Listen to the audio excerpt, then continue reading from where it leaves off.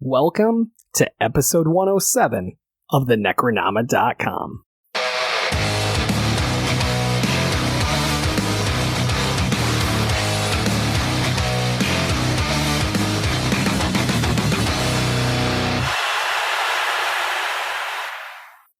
Hello, my name is Jared, and I'm interrupting, or delaying, depending on where James puts this episode of the Necronama.com to tell you all about the Summer of Zelda, a charity fundraising event I'm hosting, which starts on Saturday, May 1st at 11 a.m. Eastern Time over at twitch.tv/Solietu.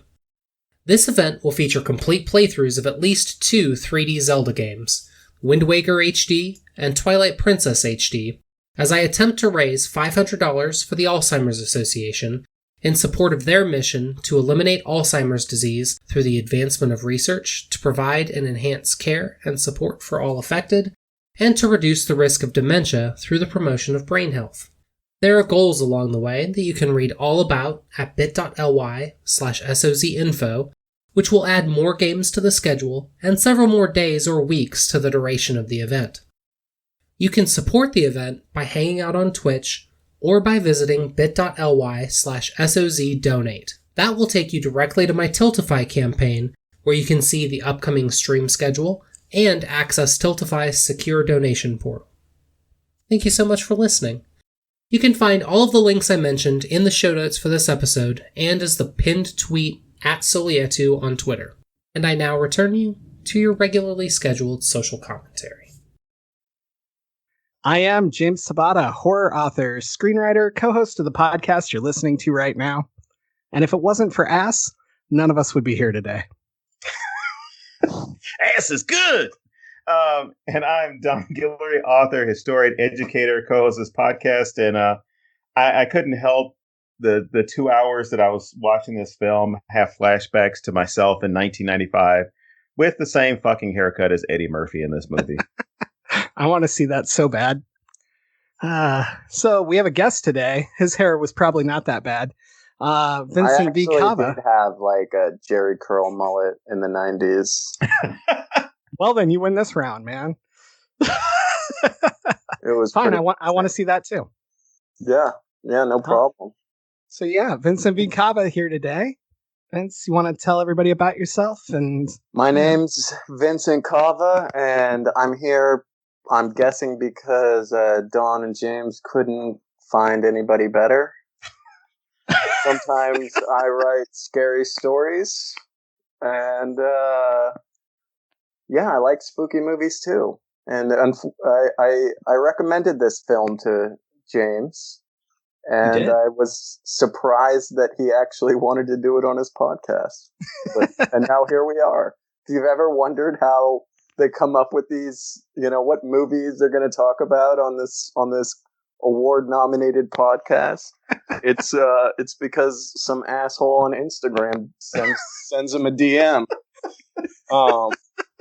Those aren't the DMs I get. Sometimes it's a DM of his asshole. Oh, man. Can I just say how funny it is that the first person on this show to mention that we're nominated for the This Is Horror Award wasn't one of us? I'm proud of you guys. Thank you. When you started out as a little baby podcast, and you were doing They Live. Or, yeah, that's what you did, right? Yeah. That was the first episode. Yeah, and I remember walking around the neighborhood out here in beautiful Bel Air, and listening to it and wondering how long these guys are going to keep it up, because this is pretty painful. But somehow you managed, and I hear you're big in France now. Oh yeah, France loves us, and we love France. I got to get you guys a T-shirt or something. Says like That'd be great. I could use a new shirt. I've been wearing the same one for all of COVID, so it's kind of wearing out. I think you're immune to COVID by now because of that shirt. But yeah, man, like I remember talking to you before we ever launched, and you were always supportive of it. And even when you thought I was crazy, like you just always supported us, and I sincerely appreciate it. Well, I still think you're crazy, but I will still support you. We absolutely are, so it's okay. And nobody thinks that first episode is as painful as I do. So But anyway, why did you pick this film? As long as we're talking about you sending it. I mean, yeah. aside from you didn't think I would say yes. Okay, it's kind of a weird reason. I almost feel like it's sort of like the anti-social commentary reason. So a show came out on Amazon not too long ago, and it's called Them. Okay. Have you heard of it? Yeah. It's got the same font as Us, and for a second there, when I saw the billboard, I really thought it was like the sequel to Us that I hadn't heard about. I watched a little bit of it, and this, like, no disrespect, because I think to the cast, because I think Alison Pill was phenomenal. But I just remember thinking to myself, like, man, I am so sick of this. Like, I am so sick of these like horror movies about, you know, black people with black casts that are about black people that are victims when it comes to racism. And it's like, yeah, this is a real thing that we need to talk about and discuss. But man, how many times are we going to just jump on this subject? Because I feel like it's being done again and again in media these days. And so I had seen Vampire in Brooklyn a couple of times, once when I was a kid, and then another time a few years ago. And I just tossed it on one night, and I was like, damn, this is, you know, it's not a great film or anything. It's not the perfect film. But I was enjoying it. And then I realized the reason why I was enjoying it is because it's like, this is a movie with a predominantly black cast, and it's not about being a black victim. And it really resonated with me for that reason. It felt, even though it was made in 95, it felt refreshing. It was like, you know, it's not trying to educate you on the plight of, you know, like, it's not trying to educate you about the Tulsa bombings the way like Lovecraft Country does, or, you know, not trying to like explain to you about the different evil forms of that racism can come in, like Get Out does.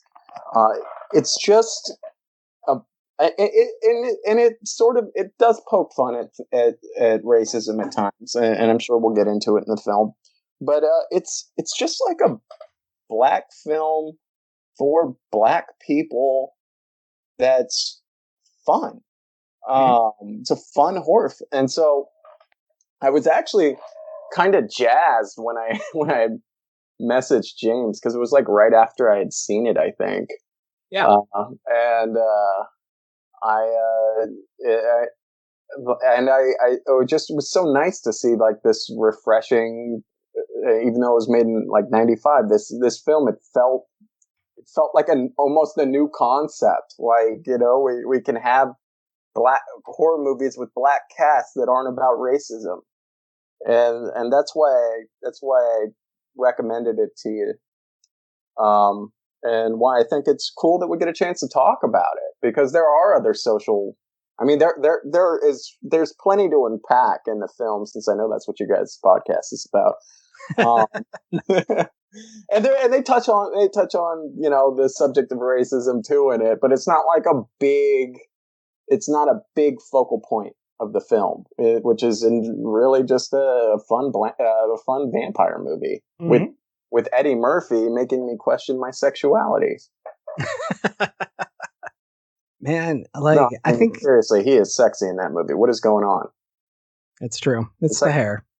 Is it the hair? Is that what you hair? The hair didn't work for me, fellas. I think it's the clothes. Well, here, let me ask you this, because, you know, Eddie plays more characters in this. Did you find any of them attractive, or was it just the hair? That's my question for you. It's Maximilian, man. It's the accent. It's the hair. It's the attitude. The attitude. Yeah.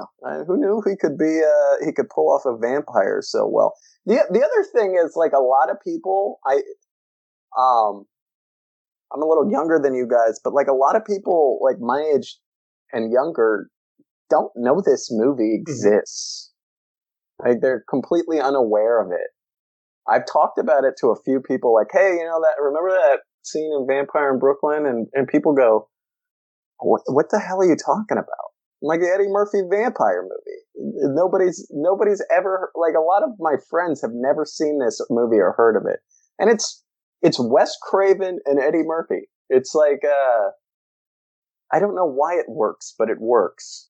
Yeah, and I remember when the movie came out, it wasn't well received. Like it didn't do that well at the box office, and critics were hitting it, and Eddie Murphy even, or not Eddie Murphy, but SNL took a shot at Eddie Murphy over the film, and that led to him like not going to guest host or do anything related to SNL because like you guys took a cheap shot at me. Oh, really? Yeah, it was. Oh gosh, what's his name? The other Dave, God damn it, Joe Dierte. No, Joe Dierte. What was his name? Anyway, David Spade.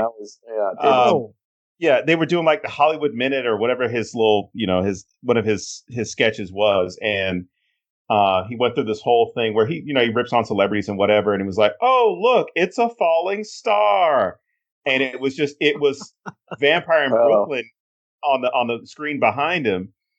And like the audience was like, "Oh, that was kind of fucking low to go there." But no, it was. I remember when it came out because I was like, I don't know if I want to see this Eddie Murphy movie because it was around the same time where I could I shouldn't even say legally. I could go into an R-rated movie by myself. Not that I couldn't before, but I was 17. But even this film, I was like, God, if this were like another Eddie Murphy movie, I would go see it. But I don't know about Eddie Murphy as a vampire because I think around the same time we were already like Vampire and Dracula out because Bram Stoker Interview with the Vampire had come out, Bram Stoker had come out, and there were a few other ones around that within those few years. So I guess that the expectation with Eddie Murphy, I guess it wasn't going to be well received anyway because it had already been done so well. Are people really going to go see like a comedy horror, or at least go see Eddie Murphy, who's a comedic actor in something that might be serious? It might be on the same level as those other films. We want to see you do funny shit. We don't want to see you do scary stuff. And I think teaming up with Wes Craven was the right move because as far as horror directors go, I mean that guy has nailed the comedy horror genre. And I always loved his brand of comedy horror. It's not so like in your face, this is a comedy, and it usually has pretty horrific elements in it. Pretty good scares, pretty good special effects, makeups. It's not like the Wayans brothers doing Scary Movie or something like that. Right. They're legitimate horror movies, and this is a legitimate horror movie. It's weird that it flip-flops sometimes back and forth between like a Eddie Murphy movie and like a horror movie. But I think that's kind of why I like it. I get it. I get why a lot of people might not. But the style of the film, it seems sort of stitched together, right? Like it seems sort of, it doesn't know what it is at times. Yeah, that was definitely my complaint with it, or at least the problem I had with it is, And that was what I wrote down. I was like, what is the identity of this film? Yeah. To me, it's an Eddie Murphy movie, but just like, to me, it's Eddie Murphy meets Wes Craven. It's exactly the type of movie I would expect of those two. Mm-hmm. But that's also a movie I would never expect. Which is which is why I think people are kind of like, what the hell is this when they see it? No, I mean, that was a big drawback for me at first. Especially because Eddie comes out funny. Like that first, well, it's not the first scene, but the scene in the alley with the two guys and they shoot him and, I've never been shot before, Like, that's funny shit. Like, I was giggling through that whole scene which I wasn't expecting. I'm not a big Eddie fan, and I normally don't find him overly funny like everyone else does. So I wasn't expecting to love this. So that scene sets me up where I'm like, okay, I'm digging this character he's doing. And then I swear to God, he just turned it off and became a different vampire. And it was okay. He gets pretty scary in this film. He does, and he should. He becomes a legitimate threat, you know? And it's almost like that character seduces us the same way. Like he starts out charming us and giving us what we want out of this, you know? And then he slowly takes it away and becomes fucking evil. And I don't know.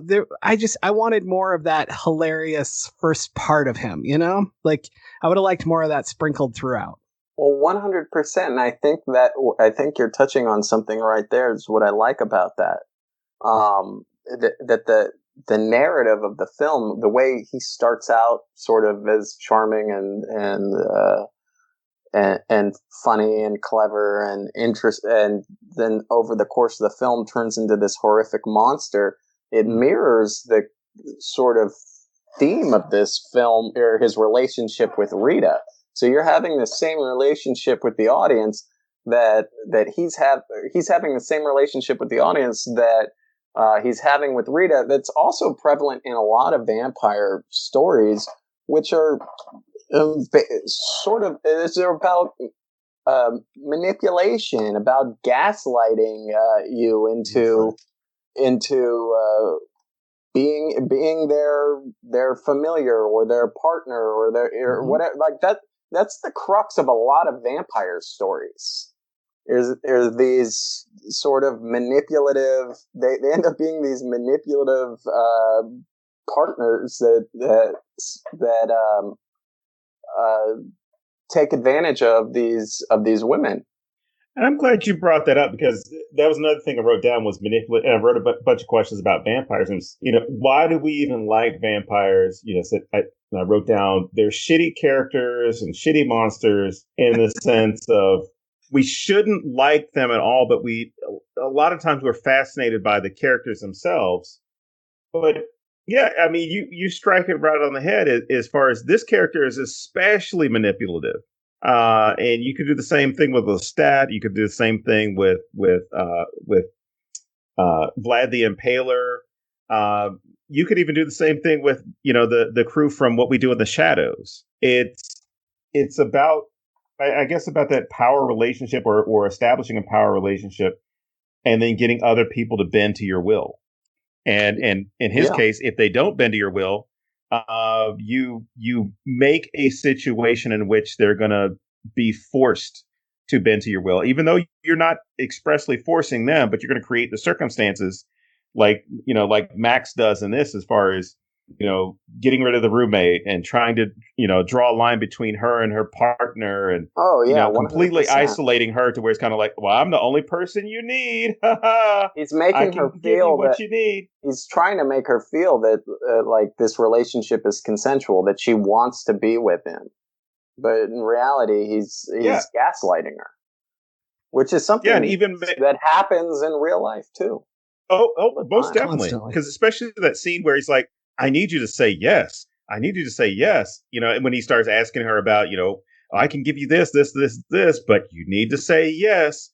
There's that illusion of consent that he holds over her.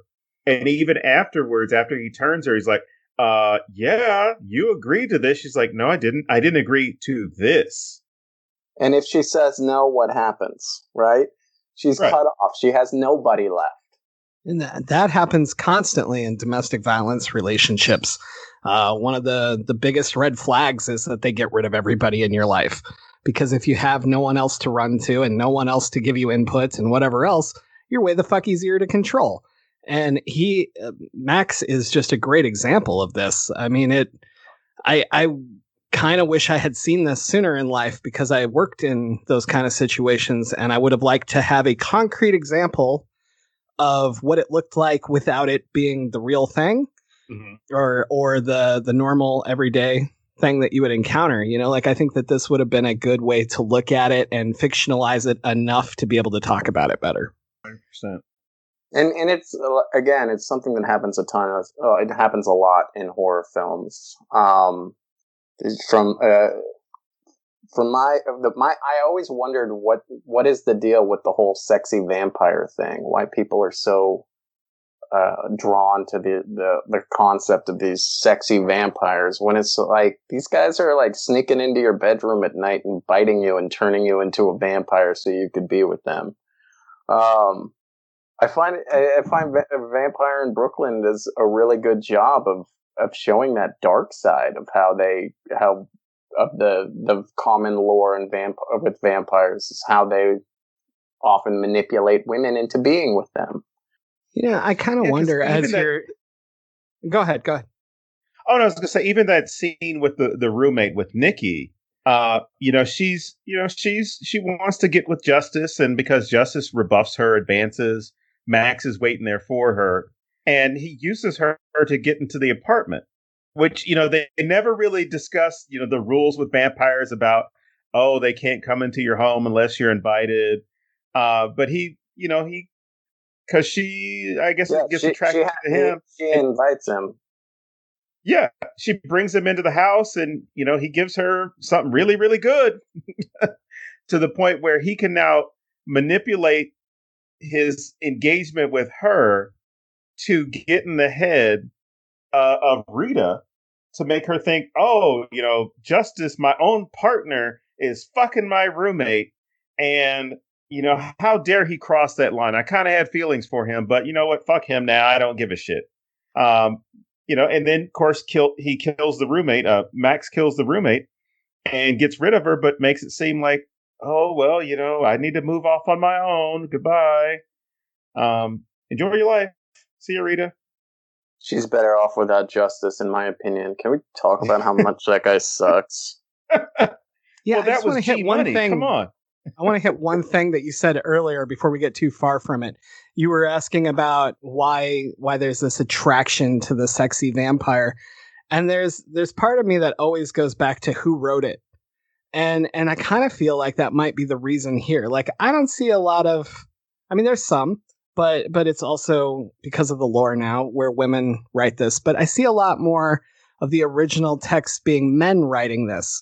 And men writing, oh, women instantly want this, and they want, and I can't help but wonder how much of that is male fantasy that a woman wants a man that would do these things. Oh, I wanted to throw that in too. So, but yeah, let's talk about Justice. Credit to the writers in this. I believe that they were all men. I think Charlie Murphy was one of the writers.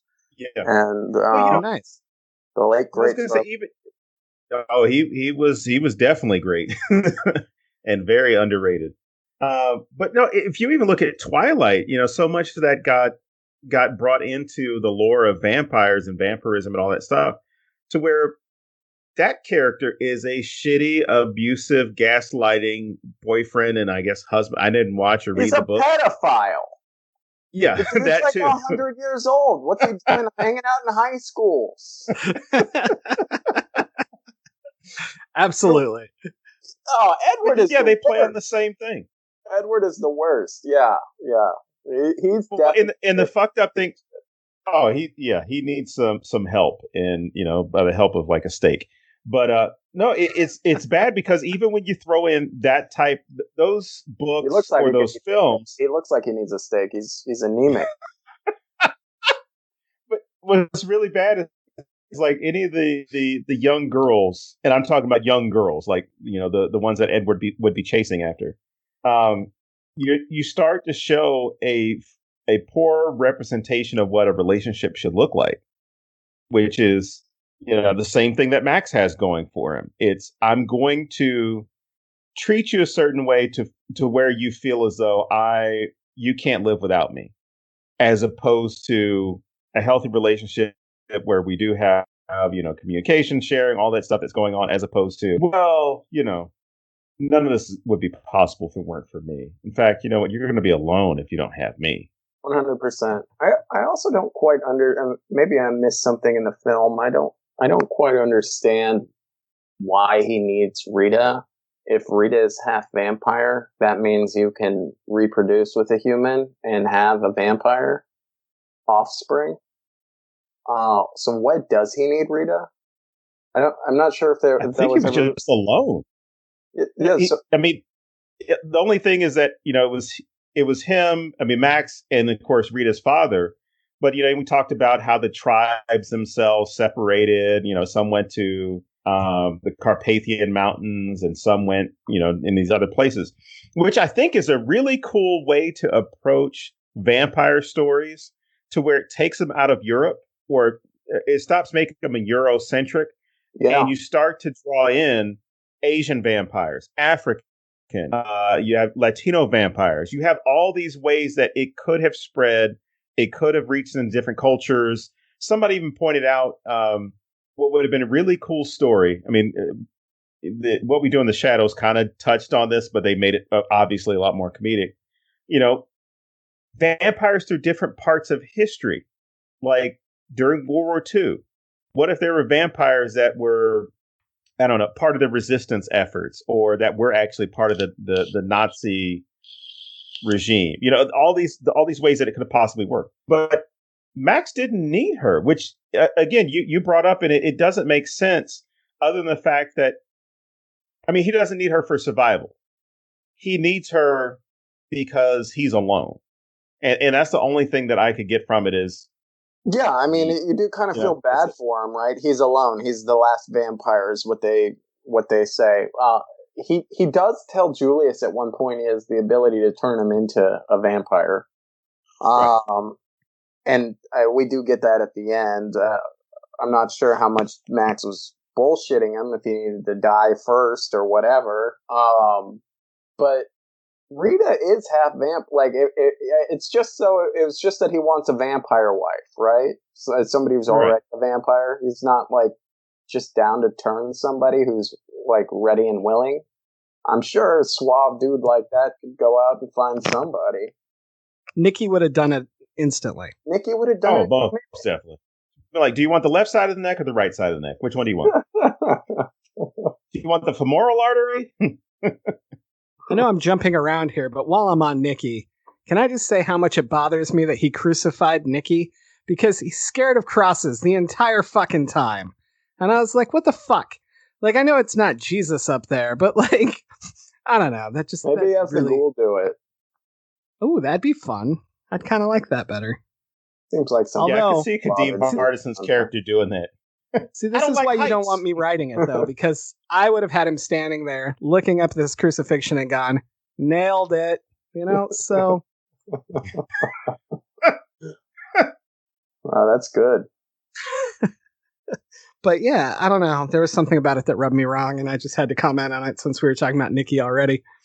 But there's, when you brought up how he can change Julius, like, that really stuck out to me. Like, that pulled me out of it completely, because I was like, then what is the fucking point? It's true. And he's just a manipulative asshole. He just wants what he wants. But if we wouldn't have gotten the change at the end of the film, like, I don't think I'd be as angry about it now, because I'm like, he actually got it. Whereas if it was just Max, like, just making shit up to impress people, like, that would be funny to me. But I'm like, you actually delivered on this. That's weird. I don't know. Also, I would have preferred a film of Julius and what's his uncle's name? Silas? I would have. I would have definitely watched Julius in Brooklyn just tearing it up. He was great. I love how the uncle's like, don't turn me into a ghoul. He was great in like his 30 seconds as a vampire at the end of the movie. I love it. He was great throughout the whole film. He has the best lines. Absolutely. He was my favorite part of the film, yeah. What else is he in? Well, he was in, obviously, A Different World. But as far as Kadeem Harrison's like movies, I can't remember too many things other than this film. Wow. Yeah, that's all I know him from. But Dwayne Wayne was a big part of my growing up. Like, all of my friends loved him, so we talked about him all the time. So I feel like I watched him. White Man Can't Jump too. Oh yeah, he was in that. Oh, he is. Yeah. I couldn't help but see like Justice as Dead Mike from CB4. Like, blackety black. I'm black, y'all. He's always going to be G Money to me, though. Oh, man. So tell me about Justice. What do you hate about him so much? Oh, man, he sucks. He just sucks, right? Like, He does. He really does. I know he's supposed to be like the Jonathan Harker of the story. It's kind of cool how they like really tried to mirror Dracula. He's the Jonathan Harker of the story, and you know, you have Julius is the Renfield, obviously, and then you have Zeko. Is that his name? Zeko? The voodoo? Zeko or Zico or something. Yeah, he's clearly your Van Helsing. But, man, he is the... I just hate him so much, man. I hate the character so much. There's things that's not the character's fault that I hate about him, like the ending of the film. I really don't like how he had to like rush to Rita's rescue. I feel like he's dicking Rita around too, you know? Oh, I agree with that fully. Yeah. Yeah. I mean, and that's one of the things I really don't like about it. Like, you know, she's got feelings for her. He's kind of unnecessarily dicking her around. He's like, oh, maybe I want to be with her, maybe I don't. I might as well just like, you know, let this dangle a little while longer, and then get salty if she's getting involved with another dude. I mean, the guy happened to be a vampire, but he didn't know that at the time. That's right. He would have been mad no matter who it was, so it had nothing to do with it being a vampire. It could have been Preacher Paulie. He would have been mad. Well, I mean, Preacher Paulie's got a lot going on there. Oh.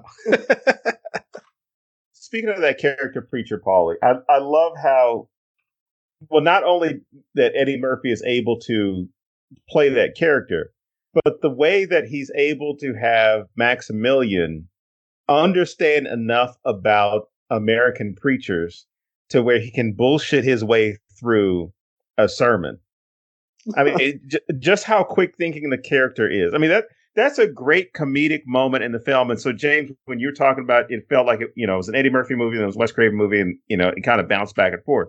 When it got to that part, it did take me out a little bit from this being a horror film or a vampire film, and it kind of made me feel as though you've got Coming to America, The Clumps, any of the films that he plays multiple characters, but just how quickly you have Maximilian assume the identity of the preacher, he's only doing it to fuck with Rita, because she's going to church, and he's like, oh well, let me stop her from going to church because that's where she's going to go to, to meditate, to think, to seek some type of guidance. So I'm going to serve as the minister or as a preacher to give her that guidance that she's not asking for. So then he dicks around, screws around a little bit more, and goes into that church and immediately starts to smoke. And I was thinking, because it's been so long since I saw the movie, I was thinking he's got to fucking make a perm joke. He's got to make a perm joke right now because he looked just like Al Sharpton did in the 80s and early 90s. I'm like, please make a perm joke, because his hair, you see all the smoke coming from under the wig, under the perm. And I'm thinking, like, he's going to go there. He's going to go there with this joke. And then you just hear, God damn. And the entire congregation turns around. I'm like, oh, this is going to be so much better.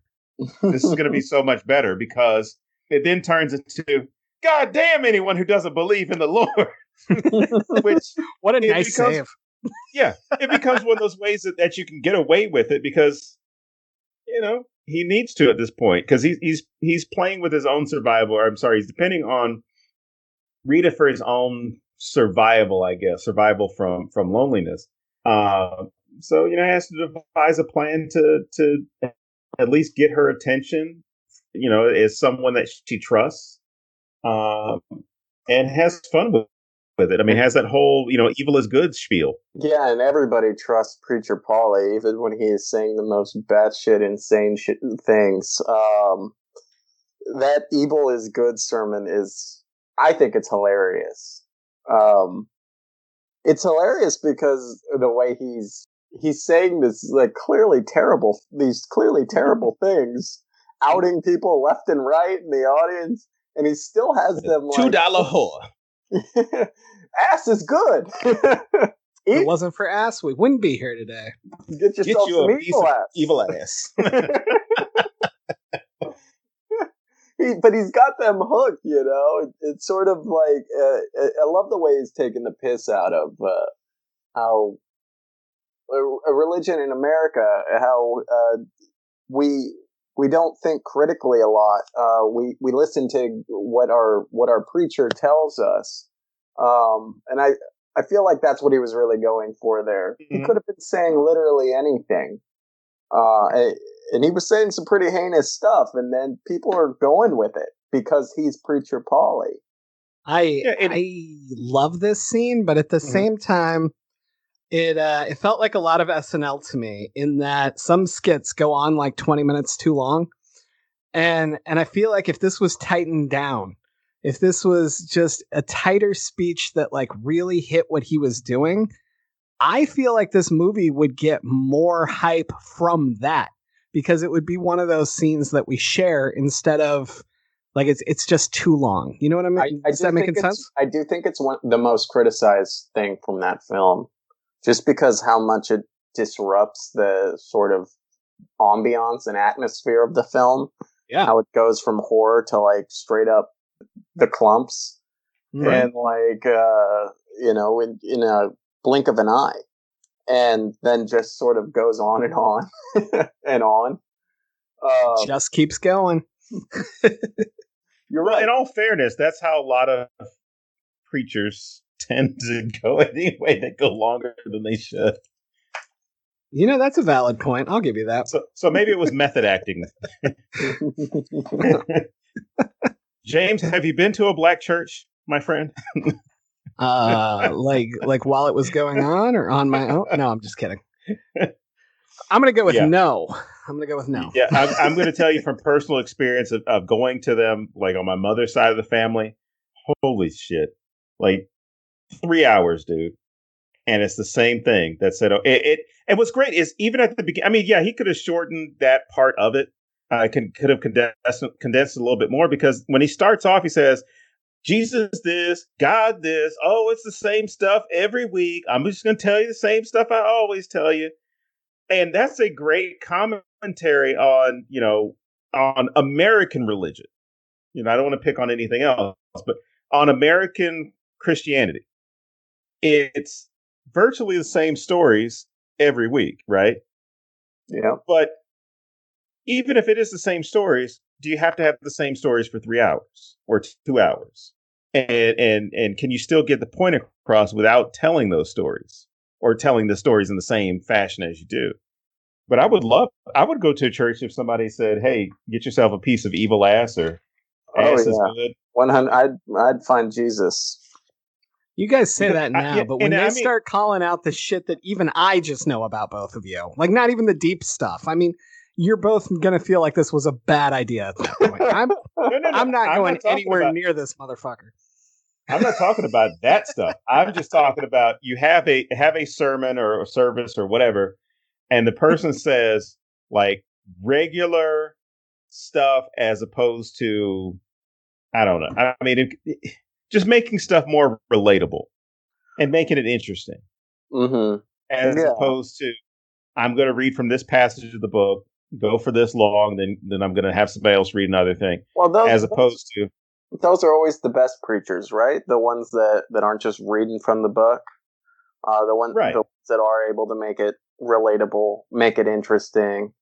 He's doing the stereotypical Al Sharpton cadence when he's doing this. Because it's engaging, because it's exciting, it's entertaining, and a lot of people go to church to be entertained. Which sounds crazy to some, but stop reading my mind, please.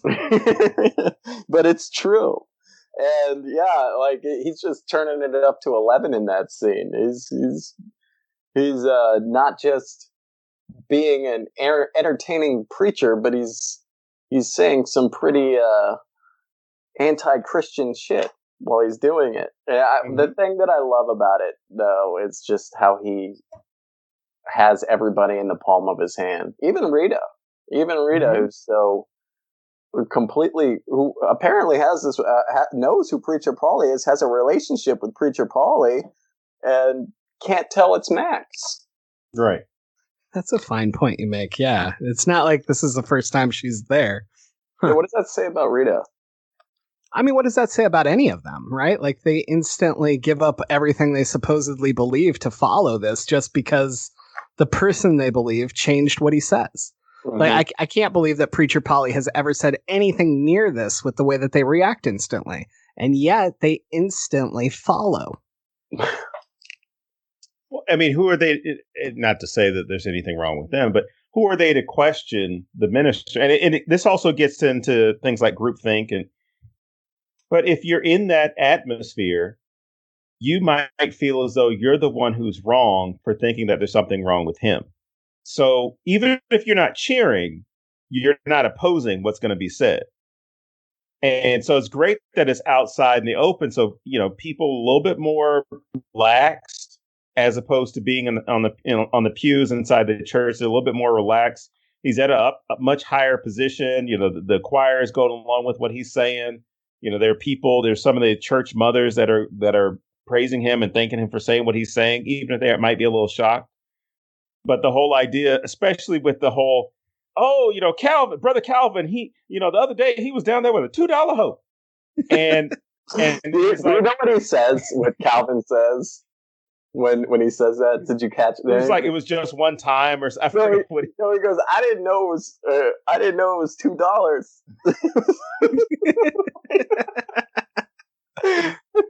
But because he was right, hey, people are like, oh, well, shit, let's keep going with this.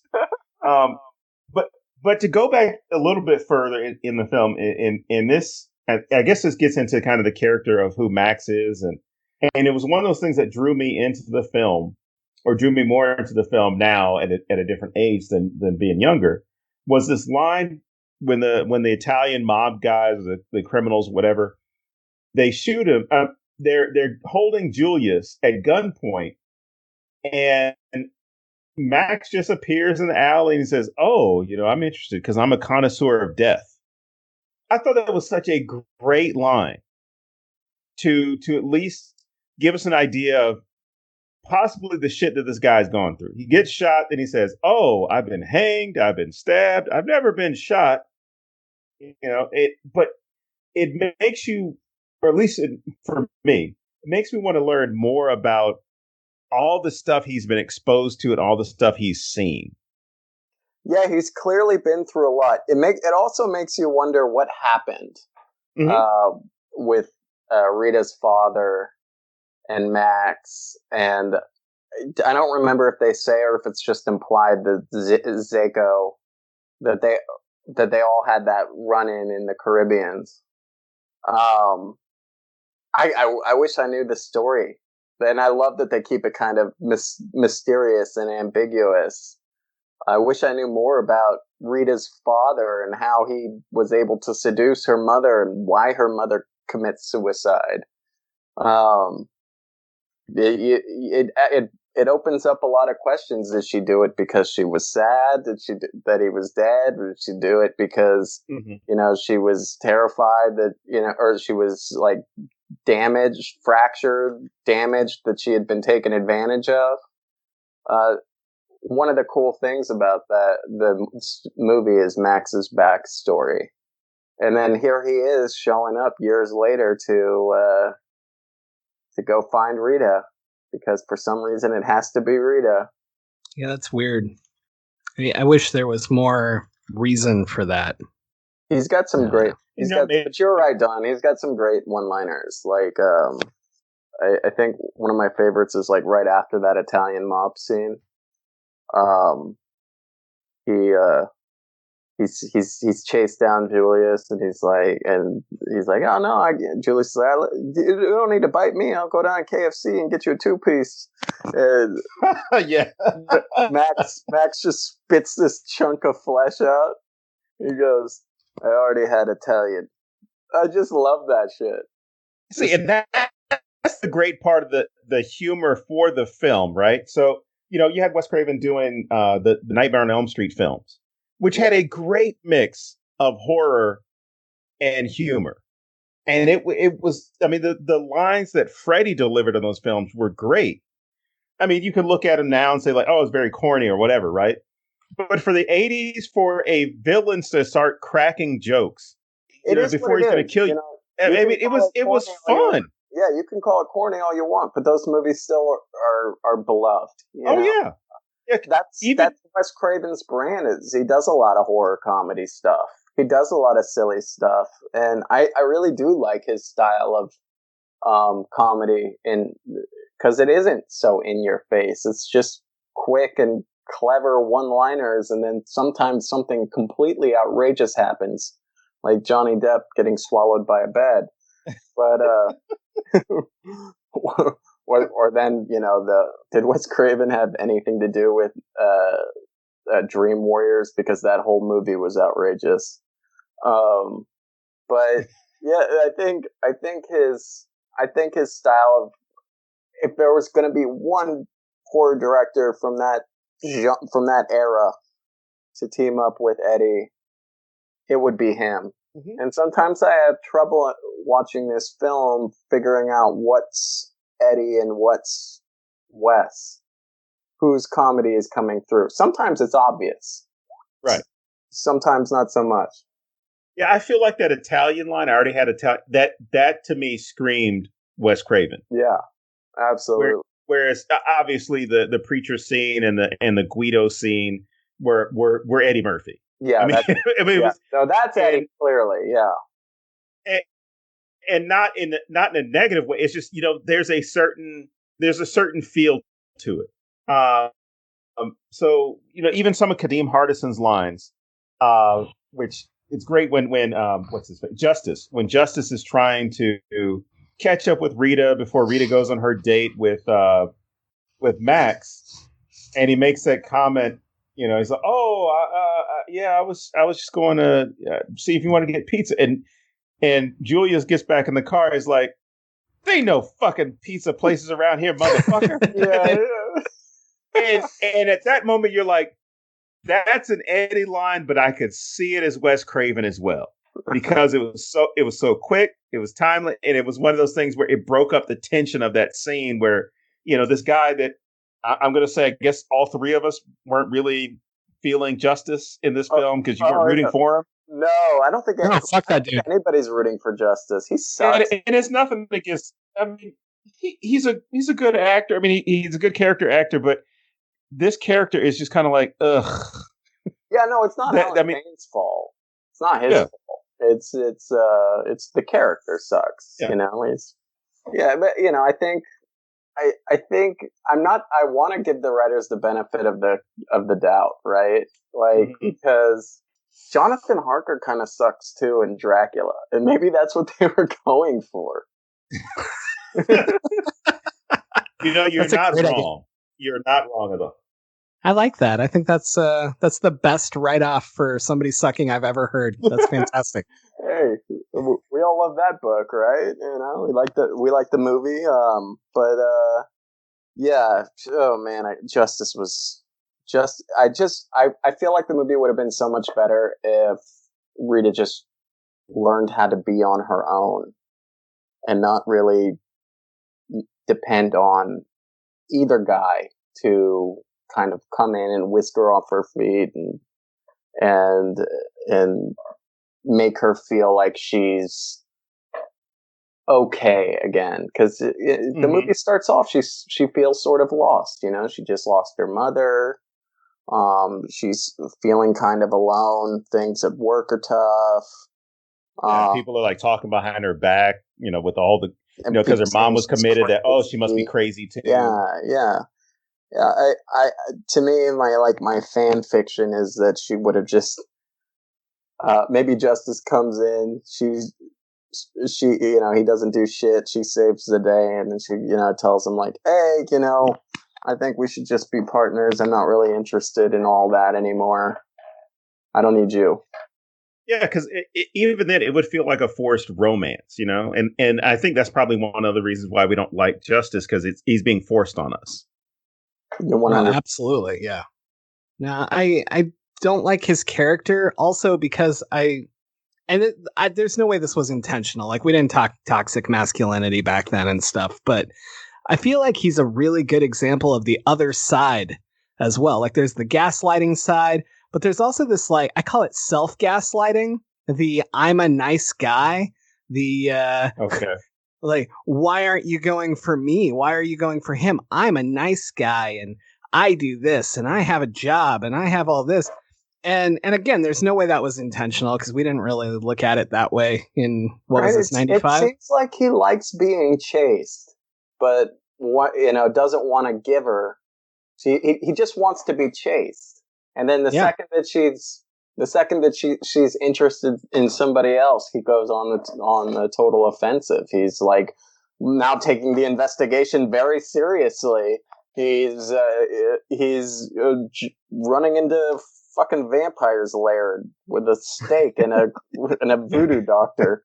He's now because she's with this other guy. He doesn't want to dick her around anymore, and I just think I know I said it before. I just think he sucks so much as like a lead because of that, as a leading man because of that. And no disrespect to Alan Payne, the actor. He's great. It's the character that I didn't like. Yeah, I don't feel like casting anybody else in this would fix it. So that's not on him. Yeah. Yeah. Should we talk about I know it's a social commentary podcast. Should we talk about like the one instance where like racism is very overt and in your face in this movie? The dog. I was gonna say what's the dog scene? Oh, it's at the beginning. When Max and Julius go back to the ship, and that one canine unit, he's like, "Oh, Killer, you better get back. You better get back because Killer likes to attack," or says some stupid shit. Yeah, and Max is like, he's like, "Oh, I'm a killer too." In his head, he's like, "Oh, I'm a killer too," and like launches the dog, like 100 feet in the air. I love that. It's so overdone. It's fantastic. I know. Everybody's just like, "What the fuck?" I was actually talking more about the Karen in the park. Oh God, I forgot about her. Yeah, she's great. That scene is great. Like, never have I rooted more for a person to get their blood drained in a movie. She did feel like she was written recently. She did, right? She did. But she's still interesting. Like it's not like an in your face like I'm a shitty racist person. She's startled by Max. She sees this black guy there in the park, and he's dressed really nice. Maybe a little weird, but you could tell he's got fancy clothes on and all that. And her immediate reaction is to go to the pepper spray. Right. Pulls the pepper spray out. I got pepper spray. And then when she realizes he's not intimidated in the least, she goes on the defensive. And what I found interesting was her defensive was to say how she empathizes with, as she says, the Negroes. And she understands that they're victims of systematic oppression by the systematic white oppression by society and all of that. And I found that to be actually surprising for the 90s for them to address that. Not addressing like the situation in general, but sort of like they're kind of like taking the piss out of like the liberal racists the way that Get Out kind of does, Yeah. So is she down with the cause because she's down with it, or is she down with the cause because she feels like she's trapped and has to be, when she's when she, like, her fight or flight kicks in, her immediate reaction is to pepper spray this black guy in the park. And then when she realizes that's not going to work, she starts trying to backtrack and tell him that she's an ally and all of that. And I just love that he doesn't care and just goes right for the neck immediately. Maybe she should have tried the pepper spray in that situation. Well, I mean, that might be on his checklist, right? He's been stabbed. He's been shot now. I've been pepper spray. He could even, like when he bites her neck, he could, like, spray a little pepper on there. No, I'm just kidding. I know I'm that's most not the annoyed that Angela Bassett didn't get a bite of that, too, because, I mean, of all the people that he could have presented her, like, that would have been the most, that would have been the one that I would have been like, fuck it, I'll go vampire for this bitch. I've been dealing with motherfuckers like you forever. Yeah, that would be great. Do you, I'm gonna ask both of you this, and, because you'll know better than me. Do you feel that Max doesn't relate to this at all because he doesn't view himself as a black man? I don't know if he doesn't. I'm asking you if you think that he does. Well, let me ask you this. Relate to it how? He doesn't react the way that, like Vince was just saying, like he basically no-sells it and doesn't care that she's talking about the cause and everything. And I didn't take that as he thinks she's not down with it or she's whatever. I felt like he legitimately, like, this isn't even on his radar.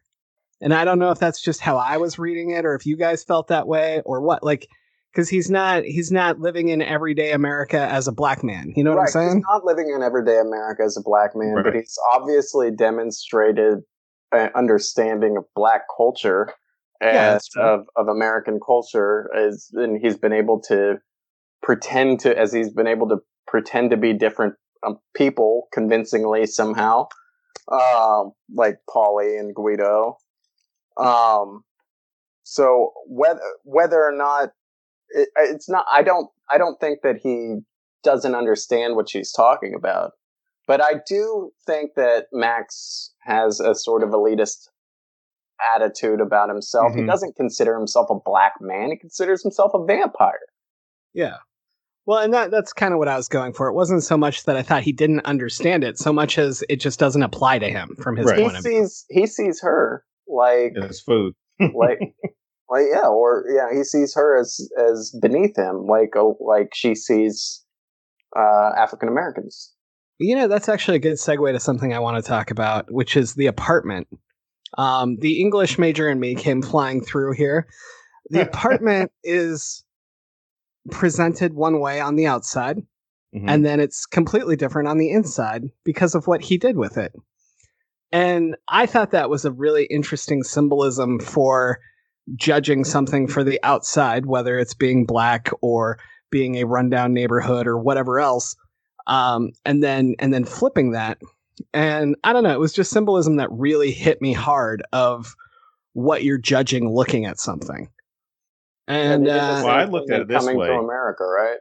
Damn it, you beat me to it. I was thinking you had the exact opposite with Coming to America, where it was like, oh, we have to look poor. That other movie where Eddie Murphy plays a well-to-do bachelor from a faraway land that comes to New York to find his bride and prey on a woman who doesn't necessarily. Oh, no. Anyway, guys, that was Queens, guys. That was Queens. Right. Completely different borough. Yeah. Does Queens give a shit if you don't have a slug for the ass, or I don't know how that works. So, well, not anymore. It's hipsters out there. Huh? Back in the 90s. Back in the 90s. I want to see this as a gentrified Brooklyn and see how I would watch that movie, a vampire in Brooklyn now. Have Julius coming back.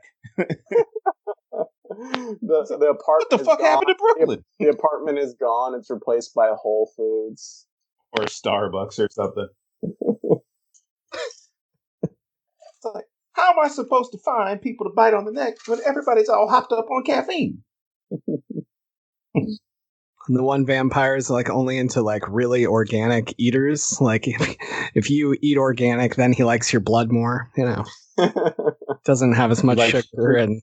I like free range humans. Free range humans. They're the ones not in cubicles. Yeah. There you go. We just started writing Vampire to Brooklyn. Helping you out there, Eddie. I'd watch Vampire to Brooklyn. 100%.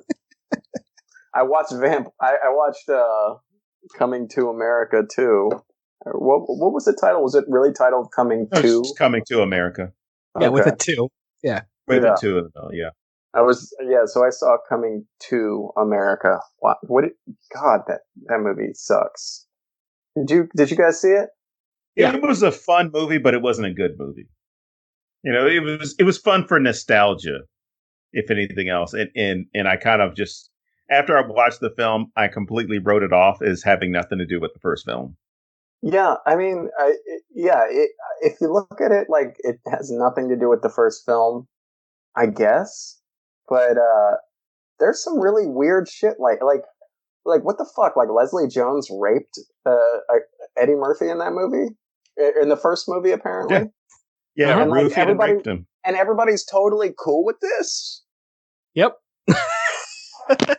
I was like yelling at the screen when I was watching this because his wife is all upset that she's there. And I'm like, lady, your husband was raped. And right. Like, give him the benefit of the doubt here. Yeah, he was raped, and then like your reaction to that is, I can't believe you cheated on me. That's fucked up. Before they were even together, by the way. Right. Absolutely. Yeah. She doesn't seem so great now, does she? No, she wasn't the princess. He's probably thinking she's not the princess I thought I married. Yeah, I had a lot of Coming to America feels from Vampire in Brooklyn. Like even there's the band playing, and I feel like Eddie Murphy just like randomly has to have these scenes of concerts happening in films. That was a cool scene, like at that club. But what the fuck was? It's a great scene, yeah. What the fuck is going on in that club? Yeah. Why is there a cobra in the club? That was weird, right? Well, the cobra isn't meant to get loose. Yeah, but come on, still. There's a killer about. What kind of nightclub has a snake handler in it? The best fucking nightclub ever. I mean, come down to Dr. Zico's, where you too can be bitten by a king cobra. Yeah, what the hell is Zico doing? So you're telling me like he was in like Bermuda fighting vampires, and then he moved back to Brooklyn and like opened up a nightclub? You know, when you put it that way, it doesn't sound as cool. What if he had the nightclub and he was fighting vampires on the side? Well, that makes a little bit more sense, but I mean, he's a little old to be in the nightclub game anyways at this point. Really, what kind of old dude like that wants to hang out in nightclubs? I don't want to. We've seen those people at the clubs and the bars. We've seen those guys. So you're telling me the old dudes in the Christian Audige t-shirts at the nightclub might be like voodoo doctors that kill vampires on the side? I'm just excited that I didn't understand any of that. All right. No, really, when you put it that way, it's very odd. Like, it didn't strike me as odd in the moment. Like, it was just like, that's where Zico is. And now I'm like, what the fuck? Why was I okay with all of this? But yeah, the cobra was really weird to me. They even make fun of it. Well, they even make fun of it when they go looking for him. When Justice and Rita go looking for Dr. Zico, they're like, at a nightclub? They even draw out how weird it is. Which I think is a cool aspect. At least there's a little lampshading there, you know. At least I think I must have missed that, but at least the characters mention it. I don't feel it's as. I mean, it's so brief. Like it caught me off guard because they're like, "This is the place," and the way they said it was kind of like, "Fuck a nightclub." Like, this is weird, you know. Maybe Max made the cobra and the snake handler just so that he could, I don't know, grab a really long snake by the head and put it in her face. which I thought was, a little too on the nose, but that's me. Maybe it was like a reference to Blackula, because there's a nightclub scene in Blackula. I could see them wanting to reference that film. Well, they do at one point. Yeah, and they do a couple of times. Yeah, they don't do it. Don't try that outright. Blackula shit on me. Yeah, they do it outright. But there's like a scene. There's a scene in Blackula where like people are like performing and dancing and stuff like that too. I hadn't seen that movie. I think you'd be missing an opportunity. I think you'd be missing an opportunity if you didn't, pay homage to that. Yeah, I hadn't seen that movie until I knew we were going to do this podcast. I actually had never seen Blackula, so I watched it because of course I had to, and there's definitely some similarities between those films. Blackula is about him coming to L.A. trying to gaslight a woman that looks like his former wife into being his bride. That's the plot of Blackula. Well, that makes more sense. At least there's a reason. Well, yeah, and even with the origin story, which I would have liked a little bit more origin story of Max, other than which I think was cool that they included that part about, hey, we went this way and then we had to deal with people hunting us down and I'm the last, that part. I would have loved to have kind of what you do with Dracula, where you get those flashbacks of his former existence or his former life, like what it was like before. You don't have to go into detail, but you could show maybe Max and, he sees Zico and he's like, oh, that's the bastard. And you see a flashback of when he sees Zico come into his apartment, he has a flashback of him killing Rita's father. And some type of thing to give you a little bit more idea of where Max is coming from. But I think even in Blackula, they have this discussion that gets into race and even gets into the slave trade and how he's opposing certain things about, the way that the other vampires are okay with it. Yeah, in Blackula, he gets turned by Dracula when he travels from Africa to talk with Dracula, who he didn't know was a vampire, him and his wife, and they're like royalty or something like that, representing some tribe out there. They're like, hey, we need to put the kibosh on this European slave trade going on, and Dracula's like also like a total racist and bigot, and not only tells him to kick rocks, but then curses Blackula and like locks him in a coffin, and then he doesn't come out again until like hundreds of years later when two gay dudes go to Transylvania. They're like the interior designers. They go to like Transylvania and then they buy a bunch of stuff from Dracula's castle and come to LA, and he escapes and goes on a rampage. And that is the plot of of the most famous, one of the greatest blaxploitation movies ever. The most famous black vampire movie, because it's more well known than this one, Vampire in Brooklyn. A lot more well known than Vampire in Brooklyn. Which one did you enjoy more? You know what? For me, Vampire in Brooklyn is a guilty pleasure, and I like it for the same reason that I liked it more for the same reason why I was gushing to you about it, which is, man, it's refreshing to see a horror movie with an all black cast that isn't about the horrors of racism.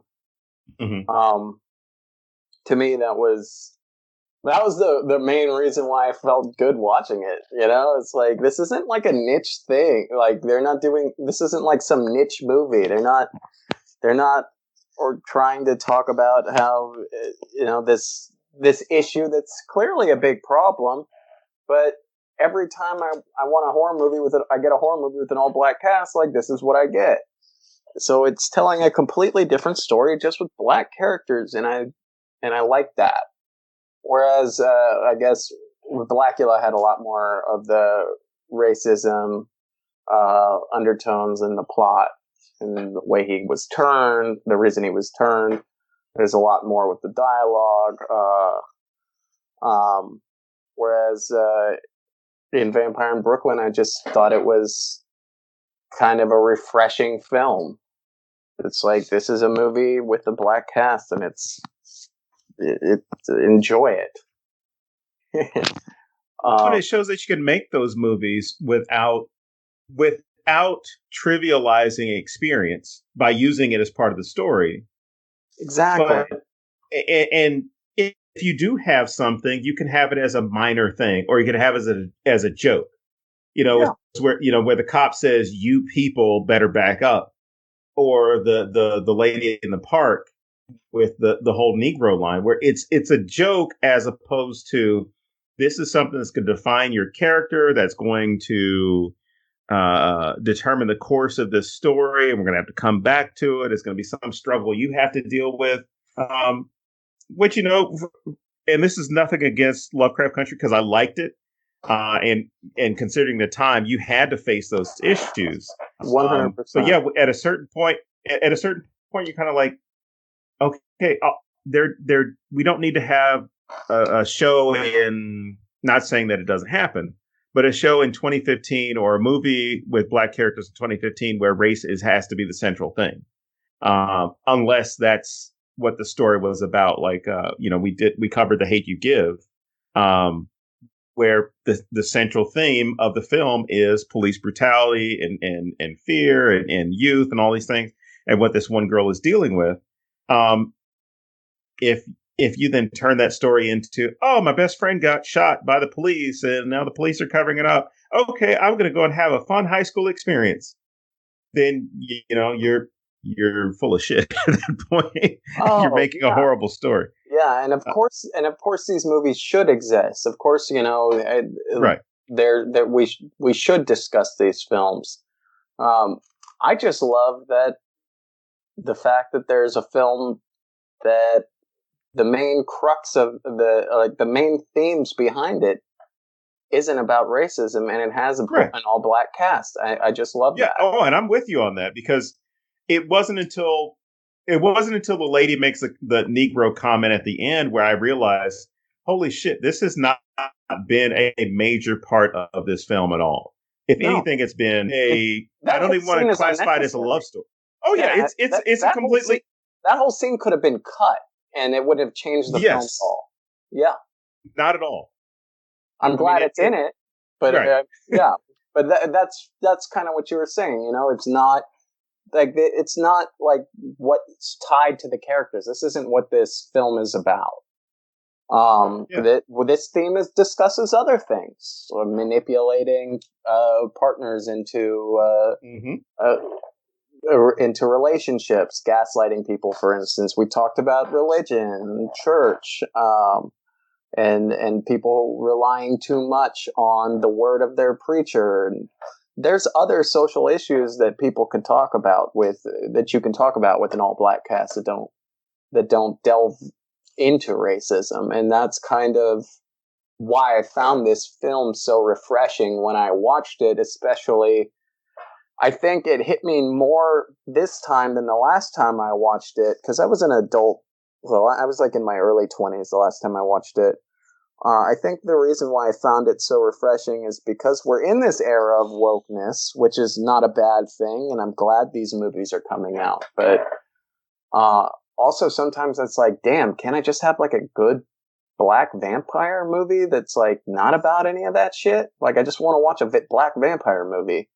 I don't know if I'm getting too far off the subject. No, I think that's extremely valid. Well, I'm talking about something that I saw on social media recently about a black Superman movie that's coming out that they're starting work on, DC.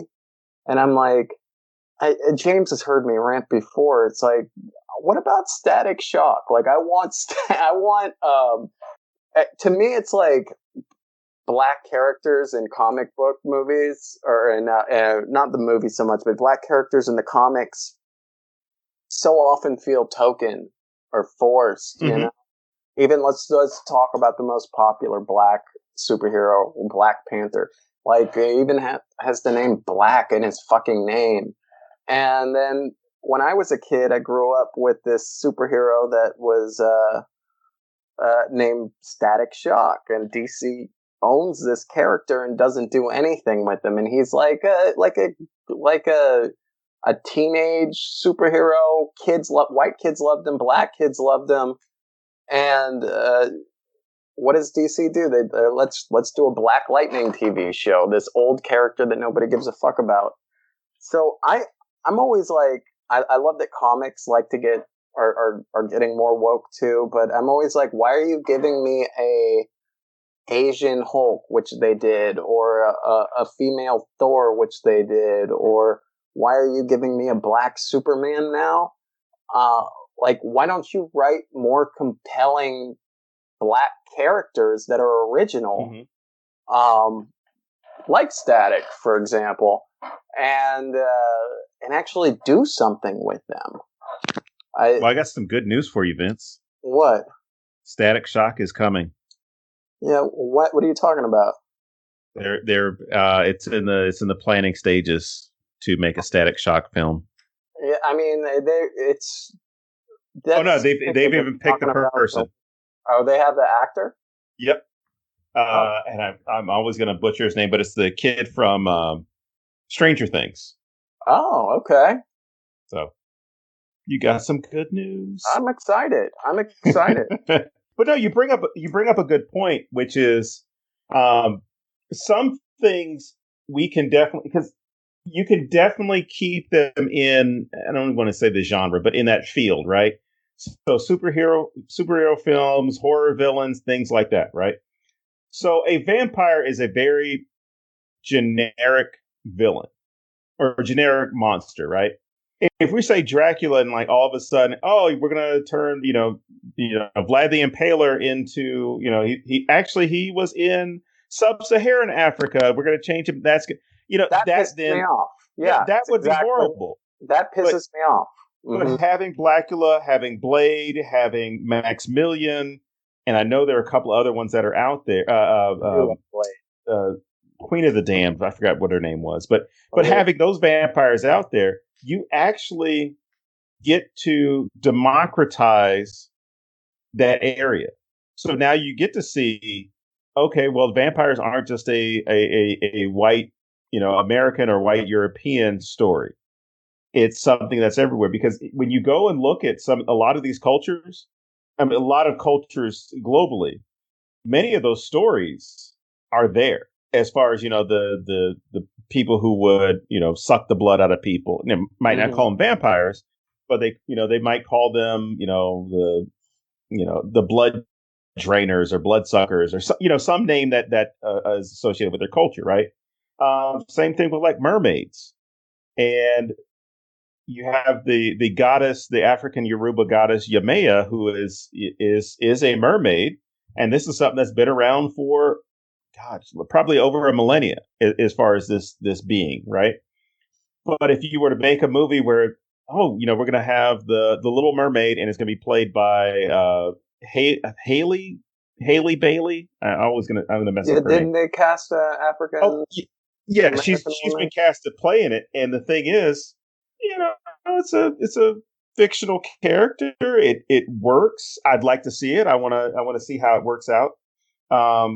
So, there are these ways that it can work, and you can actually have better representation of characters, beings, whatever, in all these films. But you never want it to be something, like you pointed out, where you're just throwing crumbs. You're going to tokenize whatever the thing is. There's a Black Superman on Earth 23, right? But yeah, but they're not doing that. But it's not going to be the Earth 23. It's not going to be the Earth 23 Superman. It's going to be, as they already established, it's going to be Clark Kent on this Earth. To go back to the Little Mermaid,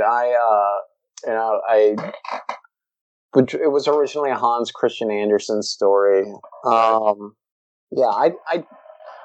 got to be honest, when it comes to fairy tales and stuff that are told and retold over and over again, people didn't really have a connection to the Ariel character so much until Disney did it. You know, like kids weren't like buying pajamas with this character with Hans Christian Andersen's version on it, which was like especially that fucked up story. Yeah, right. Which is I want to see that movie, by the way. You know, Happily Ever After is like I was all for that TV show, which was a show that did fairy tales, old Grimm's fairy tales, Hans Christian Andersen fairy tales, but oftentimes used minority characters. I'm not sure if either of you guys remember that show. It was on when I was a kid. I remember it. Yeah. I remember it. It was in fact, I think it's still, well, I mean, it's in reruns, but I think HBO still airs it. I'm sure it's on HBO Max or something, or Hulu or Amazon. Everything's on Amazon. I don't know. I can't keep track of all my streaming services anymore. I went unplugged because I wanted to save money, and I feel like I'm paying more these days. I always say that we brought it on ourselves because we would always say, I should only have to pay for the channels I want. And we weren't specific in how we wanted that to work out. And we got exactly what we actually asked for, which is paying for every single fucking channel that we want. And now we're like, I wish these were all in one place. And all our cable boxes and DirecTV satellites are looking at you like, yeah, way to go, fucker. You ruined it. When you're poor like me, you just get good at stealing whatever you want. Just find a stream. Well, there you go.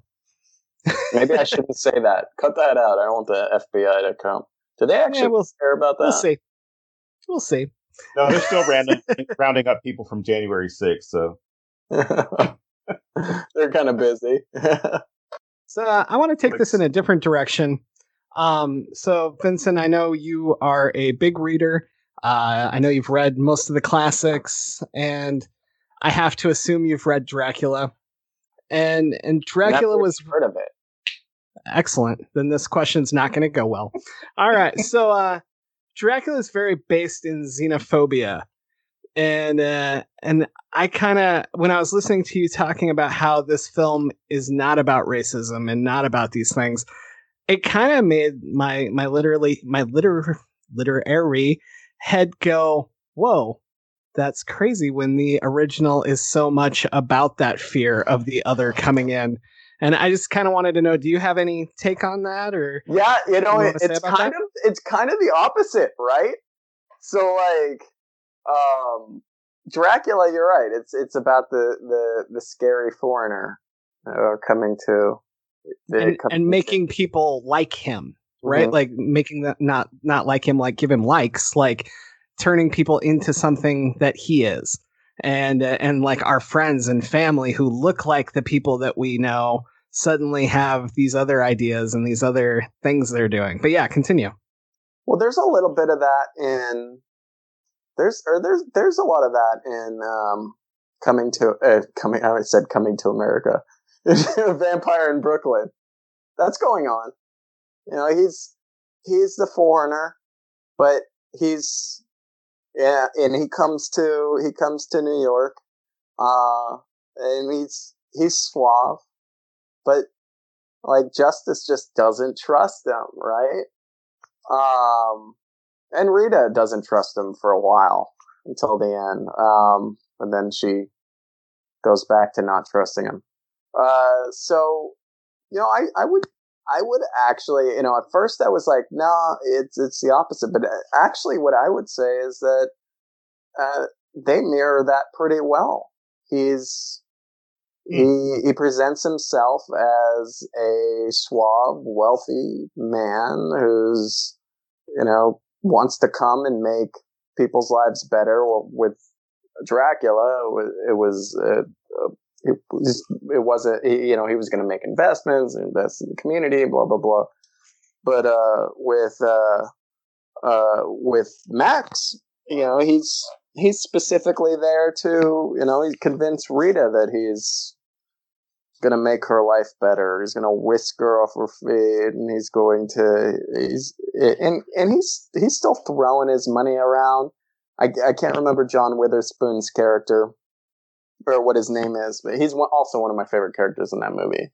How did we go this whole time without talking about John Witherspoon in that movie? Because he was so great. He was great.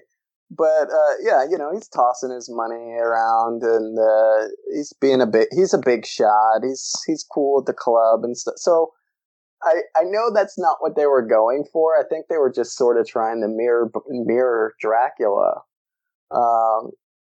But it because of the time that it was made, it comes off differently than Dracula does. Like it has different intentions. It's not so much as like be afraid of foreigners. That's not really the vibe that they were going for.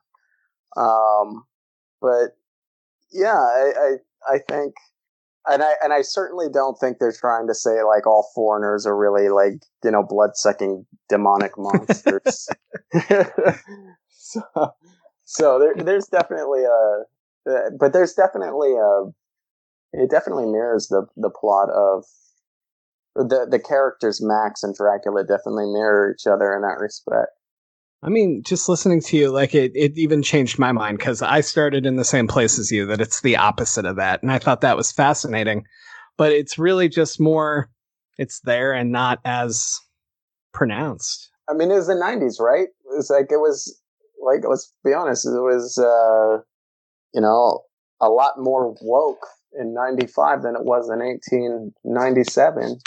So in 1997 than it was in 1897.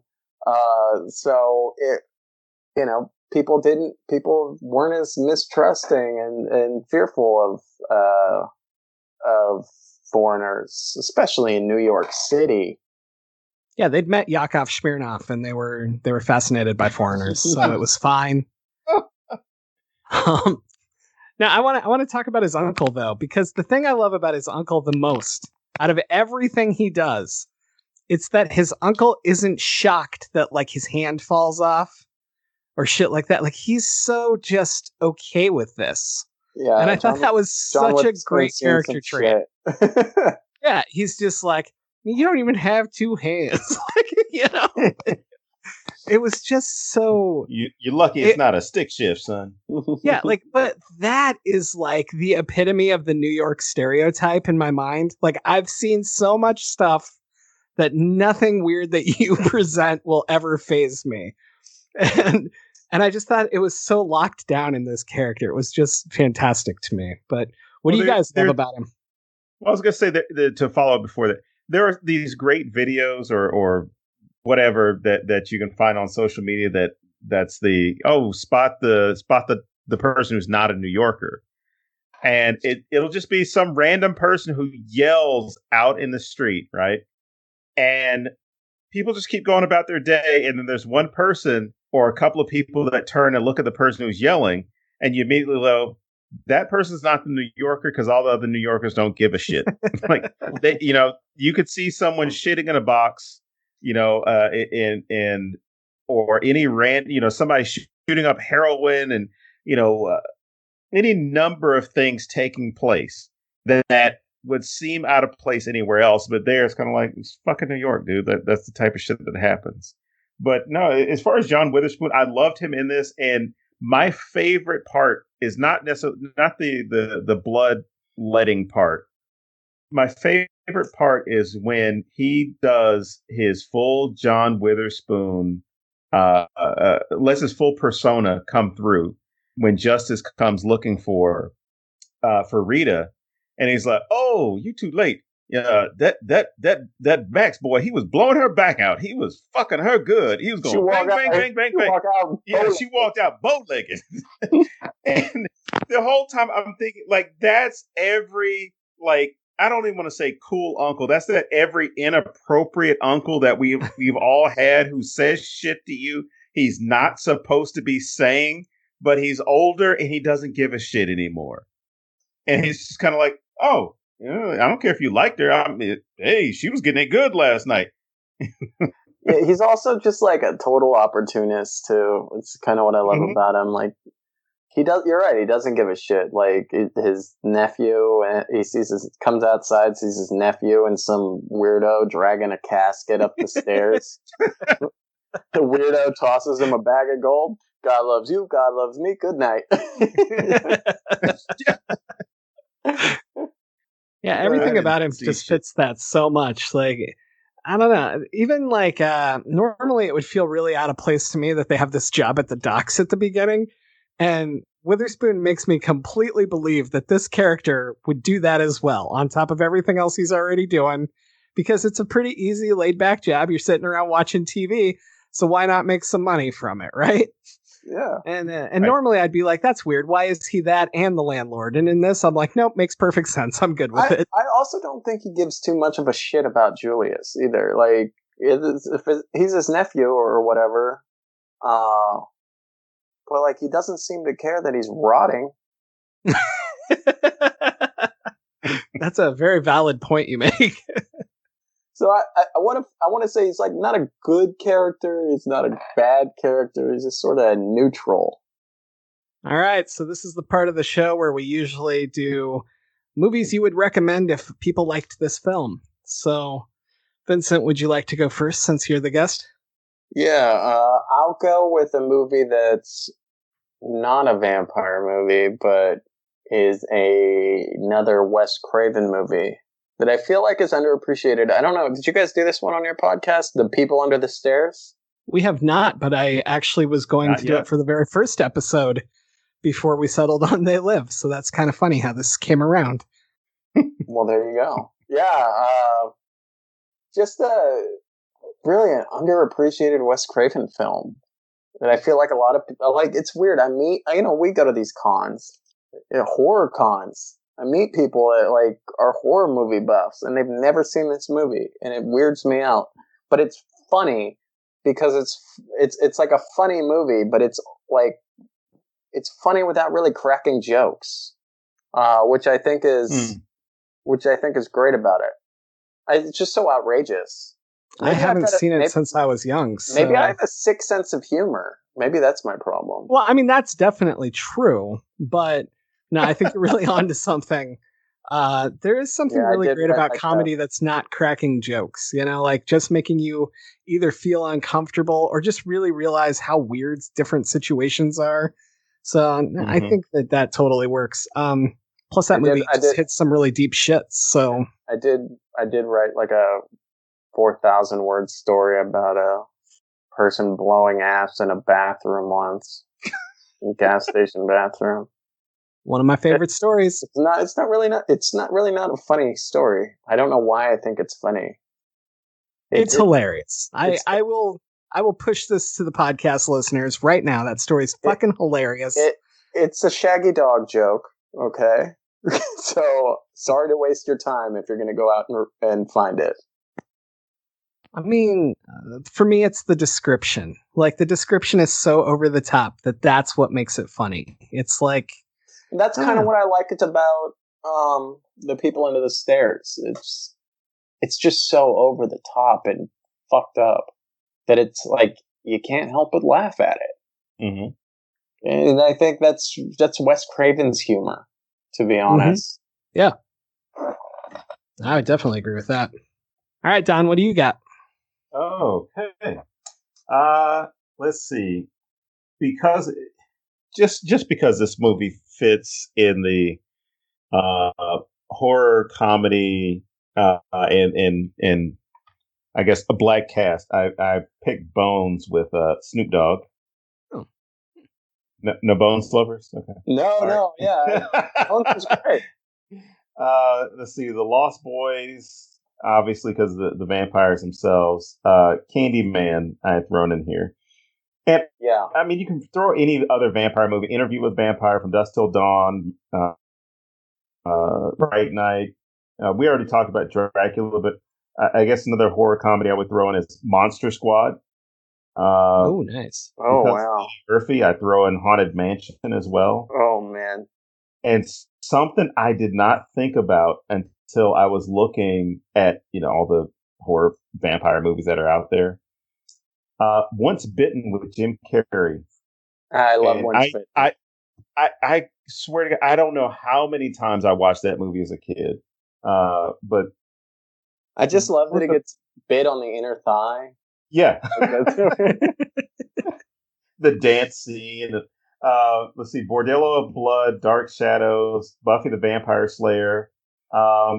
And this is one I included because I was watching the series maybe a couple of weeks ago, the Child's Play series. And then at Bride of Chucky, the movie, the tone of the movies completely changed from being horror to horror comedy. So when Bride of Chucky comes, they start making fun of themselves in the movie. Where Chucky has a knife and Tiffany's like, a knife? This is the 90s. You have to be more creative with the way that you kill people.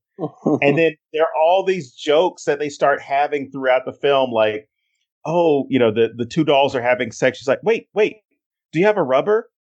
What are you talking about? My whole fucking body's made out of rubber.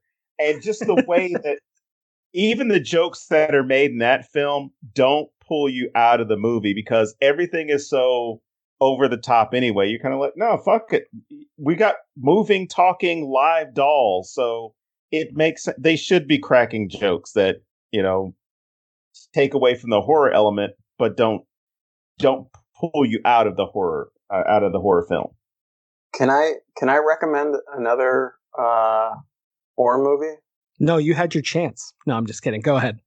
Have you guys done? Since we're talking about a movie with a predominantly black cast here, have you guys done Killjoy on your show? Oh man, not yet. Killjoy, fantastic movie, right? James, I know you've seen it. I have. I rented out a movie theater to make you see it. That is not even true because I saw it the night before that, and That's then true. Again in the theater that you rented it out so that I could see it on the big screen. I made you watch it twice. So for our listeners, so Vincent came and stayed with me for about a month, and we were just watching weird ass shits and hanging out, and tells me about Killjoy, and I was like, yeah, cool, let's check it out. And I think we were at Zia Records, and they had it, and you were like, oh, we gotta fucking buy this, and bought the DVD for like $3 or whatever, and came home and watched it. And the next night you had rented out the theater so that we could watch American Werewolf in London with like 8 of our friends. Because this was during COVID, and we had the rent a theater thing. So we were doing this night where we were going to watch this absolute classic. Uh-huh. Yeah. And then we got there and we were like, we could show you this stupid movie. We called the audible. And everyone was like, yes, we want to fucking watch that. Well, people were a little like, what is this? Like, are you going to make us watch another fucking clown movie? Because Killjoy is a clown movie. Killjoy is a killer clown movie. But it's so fantastic. It's like, it's amazing. It's amazing. What did I say to you when I was telling you about it? I was like, everybody always talks about killer clowns from outer space. But Killjoy is the best bad killer clown movie ever made. I would absolutely agree with that. Yeah, I like it better. All right, I got to throw one more out there. All right. Leprechaun in the Hood. Oh, yeah. See, unlike Chucky, Leprechaun realized real quick that they need to go into the horror comedy. And they just leaned right into it real fast. Go for it. I was just going to throw out Scream. And my reason for Scream, so then you can correct me if I'm totally off base here. Mm-hmm. But I feel like it's just such an interesting look at like where Wes Craven was at this point in his life, because this came out in 95. Scream's what, like 95, 96, somewhere in there? 2000? 96. I don't fucking know. Okay. No, but I mean, around the same time, either way. And yeah, so like Scream is so incredibly different with like where the meta is or where the comedy is or things like that. And I don't know, I'm thinking about it as I'm sitting here, and I just thought it would be a cool double feature together to just kind of like look at where he went differently with each one. And how going like more the Scream route would have affected this film, or going more this route would have affected Scream and we would never talk about it again, or, you know, that kind of thing. So Scream's what I wanted to throw in. I love Scream too. Like, to me, it's a horror comedy, and a lot of people. Well, I mean, I think like I think a lot of horror fans recognize that, but a lot of people who might not necessarily be into the horror genre, they hear you say that Scream is a comedy, they kind of look at you like you're crazy, you know. Because it's another one of those movies that it's like, it's not really cracking any jokes. It's just funny because I don't know. I can't put my finger on it. The characters are ridiculous. You know, God, Matthew Lillard's character in that movie is fucking insane. Just the way that it sort of deconstructs the whole slasher genre, which hadn't really been done at that point. To me, it's just funny. It's just him poking fun at everything, and you feel like I think when you've seen enough horror movies, then you kind of get the jokes with Scream, right? Like you're in on the joke, whole Jamie Kennedy character and all of that. So yeah, I think it's, you know, a fantastic film, and like that he did, and from the same era. Clearly overshadows Vampire in Brooklyn, and rightfully so. But yeah, just a little bit, yeah. That is interesting to think about. That he probably did those movies back to back, huh? Like those. I would think so. He probably did Vampire in Brooklyn first, and then Scream right after, huh? I would totally think so. So yeah, that's why I just thought it would be really interesting. You know, I mean, I'm always interested in how people think. So like, I don't know. It's just one of those cool things. It seemed like he was like kind of like done trying to do anything serious at that point. He was just like, I just want to have fun with it. And good for him. That's the creative level we're all trying to get to, right? I just want to fucking have fun and make some shit. I hear that. All right, man. So let's bring it back to you. You want to tell everybody where they can find you online and buy your shits and, you know, I don't know. What books do you have out? Well, tell people to buy stuff. Buy my shit. Well, I don't, let's see. You can find me at Vincent V Cava everywhere, like Twitter and Instagram and Facebook and Amazon. I write books, scary books. I'm a published author, believe it or not. Somebody took a chance and published my garbage. You can, if you want to support me directly, pick up Pastel Colored Dreams and Human Flavored Nightmares. I've done comics. You know, a comic that I did that came out a year ago that I'd love to draw more attention to is Nightmare Sketchbook. So just, you could find that at, where the hell can you find that? You could. Not at cons right now. Yeah, right? It's on various sites. I don't know if, like, James, if you can throw up links or something. Yeah, I'll shoot you some links and stuff. So yeah. There's also the Creepypasta comic book and various collections I've been in, and look for some new stuff from me too. Cool. Yeah. And I know you've done some short film work and different stuff like that too. Oh yeah, absolutely. You know, there's short films. Do Not. It was. I think you can find that. Crypt TV licensed that for me. And there's some stuff that I can't really talk about, but I really hope to be able to soon, because it's been dragging on, and sometimes I hate the movie game because I want my money. Well, I know what you're in reference to, and I just want to see it. So there you go. But I'll shoot you a trailer, like an early trailer for it from a long time. Sweet. Came out like Take that, listeners. Like I'm a year special. ago. Yeah. They're like, well, they've like since then. It's like, oh my god, like they like brought in another editor and blah blah blah, and then COVID happened. The studios were shut down, and it just like it's like sometimes projects just float around in limbo for forever.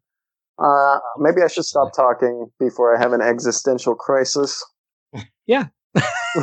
All right. Well, then we'll just wrap it up right here, everybody. So, Vince might still be alive after this, and hopefully he'll come back again. In the meantime, go back and check out his episode that he did with Mr. Creepypasta when we covered Ghostbusters. Should I start an OnlyFans? You should, definitely. I could plug my OnlyFans.